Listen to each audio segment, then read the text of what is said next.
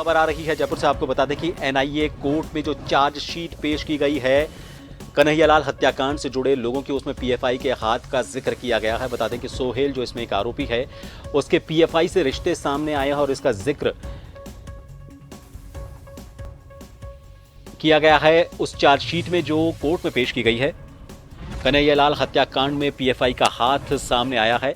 इस वक्त की बड़ी खबर आपको बता दें, उदयपुर के कन्हैयालाल हत्याकांड में पीएफआई का हाथ आया है।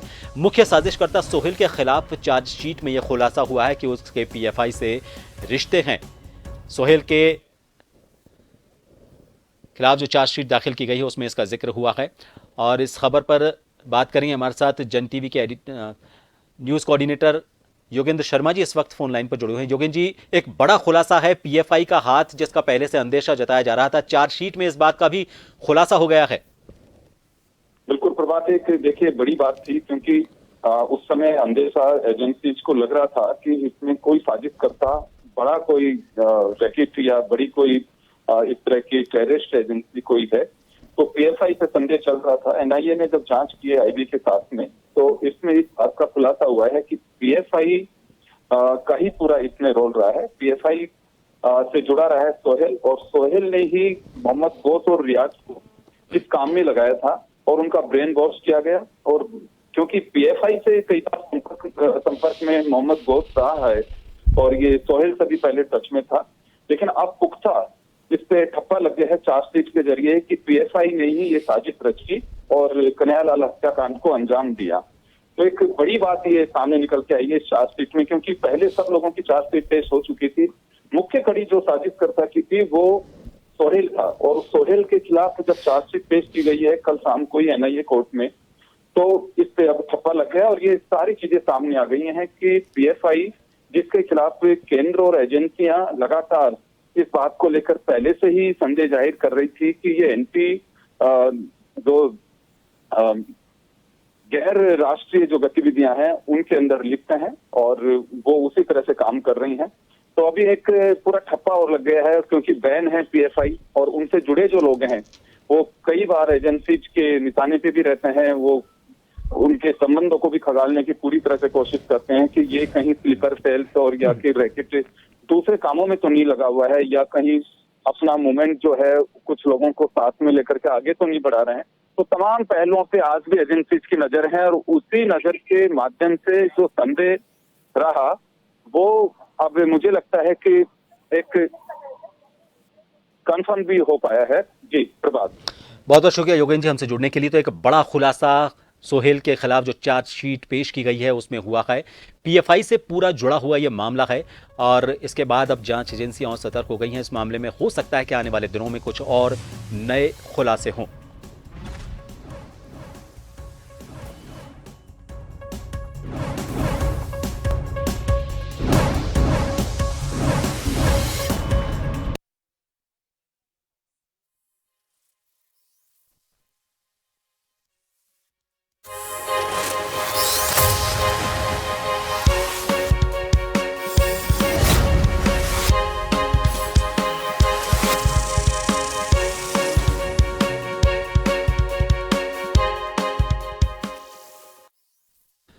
नमस्कार, जन टीवी राजस्थान में आप सभी का स्वागत है। मैं हूं प्रभात। बुलेटिन में सबसे पहले रुक करेंगे इस वक्त की हेडलाइंस का।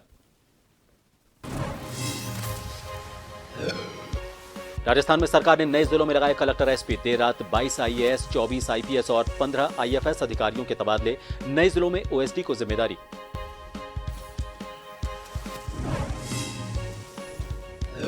राजस्थान में आगामी विधानसभा चुनाव की तैयारियों में जुटी पार्टियां। कल मानगढ़ धाम आएंगे राहुल गांधी। 11 अगस्त को होगी कांग्रेस की अहम बैठक। केसी वेणुगोपाल सहित कई नेता रहेंगे मौजूद।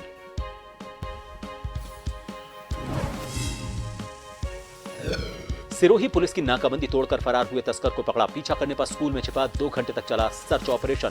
5 किलो गांजा बरामद।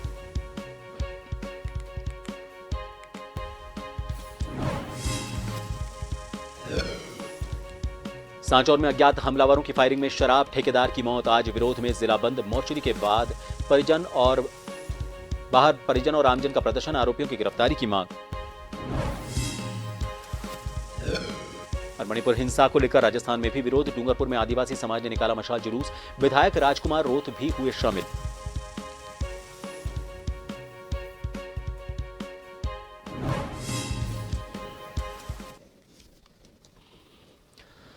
खबरों की शुरुआत करेंगे। राजस्थान में देर रात राज्य सरकार ने 24 आईपीएस अधिकारियों के तबादले किए और पदस्थापन किए हैं।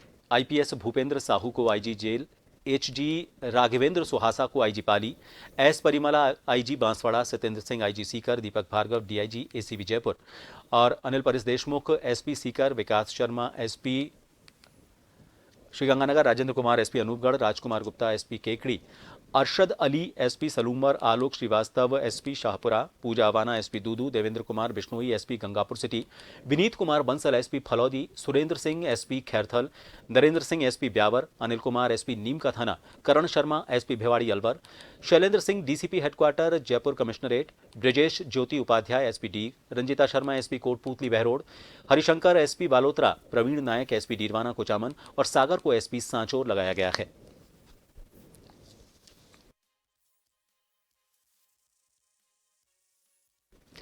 राजस्थान में नए जिलों के स्थापना समारोह के बाद राज्य सरकार ने 14 नए जिलों में ओएसडी को ही कलेक्टर एसपी पद पर लगाने के आदेश जारी कर दिए हैं। बांसवाड़ा में नीरज के पवन और पाली में वंदना सिंघवी को संभागीय आयुक्त लगाया गया है। सामाजिक न्याय विभाग के निदेशक विश्राम मीणा को जयपुर ग्रामीण और नीम का थाना ओएसडी, हरजीलाल अटल को जोधपुर ग्रामीण में ओएसडी लगाया गया है। राज्य बीमा एवं प्रावधायी निधि के निदेशक श्रुति भारद्वाज को नीम का थाना कलेक्टर लगाया गया है। जयपुर कलेक्टर प्रकाश राज पुरोहित को ग्रामीण और जोधपुर कलेक्टर हिमांशु गुप्ता को ग्रामीण कलेक्टर का प्रभार सौंपा गया है। इधर राजस्थान सरकार ने 15 आईएफएस अधिकारियों के भी तबादले और पदस्थापन किए हैं। कार्मिक विभाग ने इसके आदेश जारी किए, जिसमें डॉक्टर चंदाराम मीणा को मुख्य वन संरक्षक बांसवाड़ा, रामकरण खैरवा को मुख्य वन संरक्षक सीकर, हनुमान राम मुख्य वन संरक्षक बीकानेर, सुनील वन संरक्षक पाली, सपांग शशि उपवन संरक्षक आयोजना कार्यालय मुख्य वन संरक्षक हॉफ जयपुर लगाया गया है।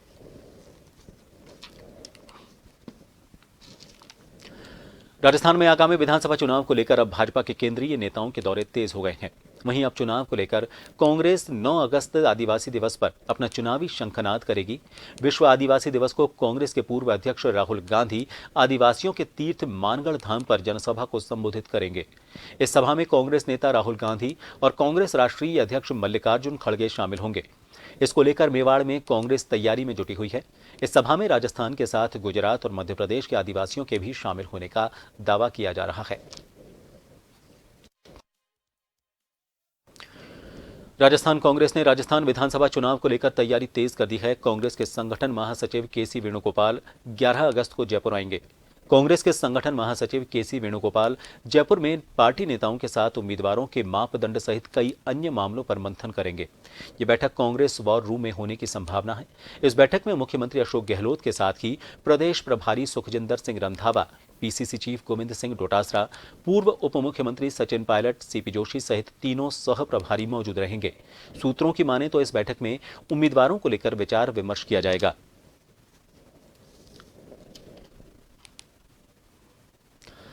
7 अगस्त को सांचौर को नया जिला बनाया गया है। इसके बाद सांचौर में अज्ञात हमलावरों ने शराब ठेकेदार पर ताबड़तोड़ फायरिंग कर दी। इसके बाद बदमाश घटनास्थल से फरार हो गए। आनन फानन में लोग शराब ठेकेदार को पास के अस्पताल ले गए। डॉक्टरों ने उसे मृत घोषित कर दिया। घटना के विरोध में आज पूरा सांचौर बंद कर विरोध प्रदर्शन किया गया। मोर्चरी के बाहर परिजन सहित तमाम समाज के लोग इकट्ठा होकर विरोध प्रदर्शन कर रहे हैं। लोगों का कहना है कि तत्काल रूप से आरोपितों को गिरफ्तार करें। आपको बता दें कि अलग अलग टीमें गठित कर पुलिस आरोपितों की तलाश कर रही है।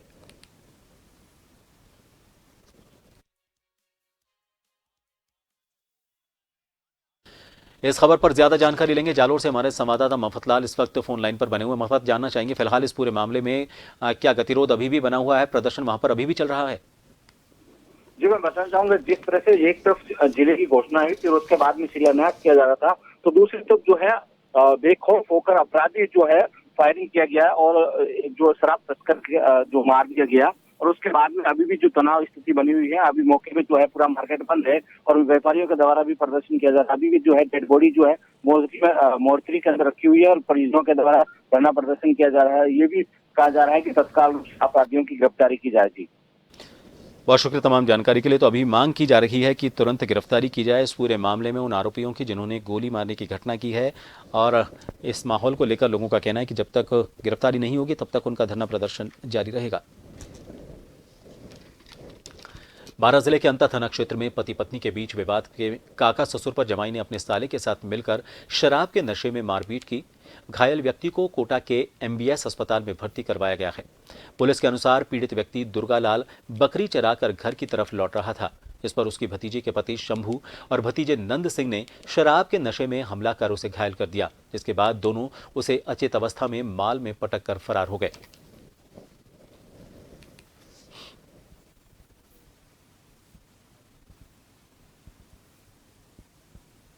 मारपीट किया गई थी। किस किसने? एक तो मेरा पति था शंभू सिंह, एक मेरा भाई है नंद सिंह। इन दोनों ने माल में बकरी चराने गए थे, तो हमें तो पता नहीं था भाई बकरी चराने रोज नहीं जाते हैं। आज भी यही सोचा था, हमें पता थोड़ी था कि वहाँ माल में जाके शराब पी के इनको मारेंगे। मार के दौरे में स्वान के आ गए थे। कैसे मारपीट की? इन्हें करी थी लकड़ी से, कुराड़ियाँ से मारपीट की। कोई विवाद चल रहा था क्या? है ना, कुछ भी नहीं चल रहा था, कुछ बात नहीं हुई इनके साथ। खबर पर ज्यादा जानकारी लेंगे। कोटा से संवाददाता हरिराज इस वक्त फोनलाइन पर बने हुए। हरिराज, एक तो घायल की हालत के बारे में जानना चाहेंगे और क्या कोई गिरफ्तारी हो पाई अब तक इस मामले में? बिल्कुल, ये भारत क्षेत्र का मामला है प्रभात, और ये एक बकरी चराने को लेकर एक विवाद हुआ था, जिसमें जो एक ही परिवार के 7-8 जने हैं वो घायल हुए हैं और वो जो शराब के नशे में था। अब वो पूरा मामला ये 12 जो कोतवाली है इस मामले को देख रही है और एक व्यक्ति को इसमें गिरफ्तार भी किया है और उससे पूछताछ की जा रही है। जी, बहुत शुक्रिया हरिराज तमाम जानकारी के लिए। तो एक व्यक्ति की गिरफ्तार हुई है और घायल का इलाज किया जा रहा है।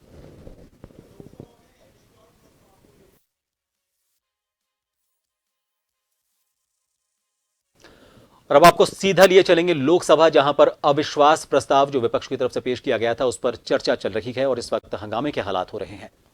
अध्यक्ष महोदय, अब एक मिनट, महत्वपूर्ण विषय पर चर्चा कर रहे हैं। कोई भी ऐसा, हम इस सदन की गरिमा के अनुसार बोले, सदन की परंपराओं के अनुसार बोले। अविश्वास प्रस्ताव एक गंभीर प्रस्ताव है, तो मेरा सभी सदस्यों से आग्रह है कि वह चर्चा को गंभीरता से करें तो उचित रहेगा। गौरव गोगोई। अध्यक्ष महोदय, मैं इस प्रस्ताव को आपके समक्ष रखता हूं और आपकी अनुमति की अपेक्षा करता हूं कि मैं अपना वक्तव्य रखूं। अध्यक्ष महोदय, मैं सबसे पहले आपका आभार प्रकट करता हूं कि आपने इंडिया अलायंस के इस अविश्वास प्रस्ताव को आपने स्वीकार किया।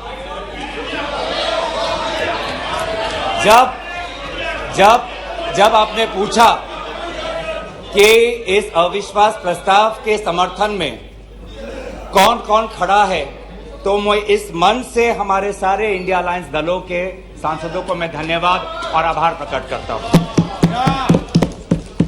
सर, ये अविश्वास प्रस्ताव हमारी मजबूरी है।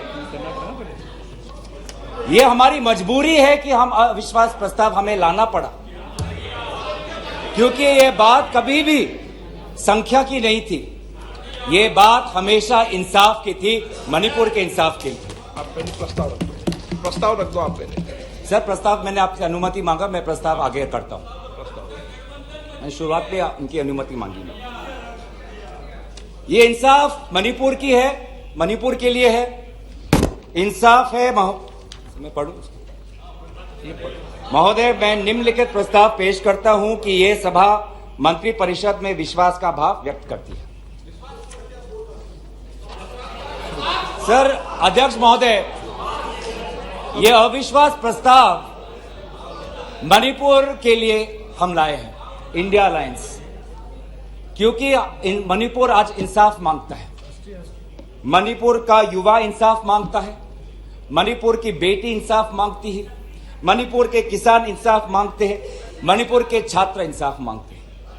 और मार्टिन लूथर किंग ने कहा है, मार्टिन लूथर किंग ने कहा है कि अगर कहीं भी नाइंसाफी हो तो वो हर जगह के लिए इंसाफ का खतरा बन सकता है। Injustice anywhere is a threat to justice everywhere. तो ये जो घटनाएं मणिपुर में हो रही है, इसको ये हम ना समझे कि उत्तर पूर्वांचल के किसी कोने में हो रहा है, ये भारत में हो रहा है। सर, अगर मणिपुर जल रहा है तो भारत जल रहा है। अगर मणिपुर में आग लगी है